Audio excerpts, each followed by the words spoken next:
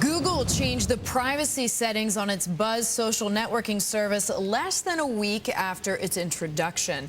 Joining us now to discuss why and Google's privacy problem is Nick Thompson. He is senior editor at Wired magazine, a Bloomberg contributing editor.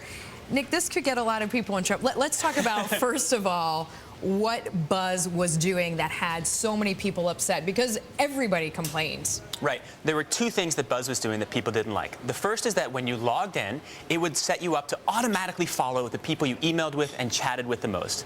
The second thing it did that people didn't like is that it would then make that list of people public to everybody who looked at your profile. So I log in and I chat with you a lot, so I become friends with Deirdre Bolton.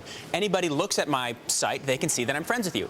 Now, that's good for Google, because what they... innocuous for us, right, Nick? Well, except let's say the person I'm emailing the most with is an inside source at Google or Yahoo or AT&T or something. Well, maybe I don't want that public, or maybe somebody's looking for another job or talking with somebody they don't want their friend to know about, their significant other to know about. So all sorts of problems with this. There was one woman who had a very prominent post, and her abusive ex-husband was suddenly connected to her, and because he was connected to her, all the people who were connected to him could then see her profile and her Google Reader comments. So it's in general annoying. Now, Google has said it may consider, it's not going to take away the Buzz experience, but it may try to limit the construct, sort of create a separate function. Is that right? Oh, well, they've solved this problem. So what they've done is it no longer has automatic follow. So now you have to actually select the people you're connected to, and it allows you to hide the people you're connected to from the public. So it's much easier to change that setting.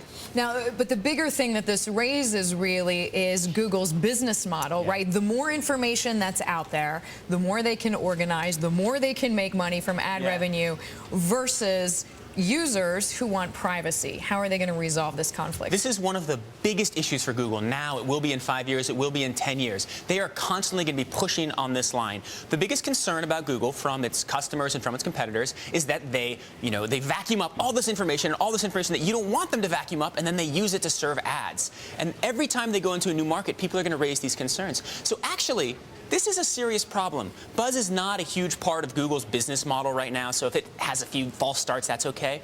But if it raises the specter that Google is a privacy violator, then suddenly there are going to be big problems in the future when they start trying to put ads against, the medical records of yours that you store. And even as far as their corporate image goes, right? Don't be evil. That was the first message we heard from the company.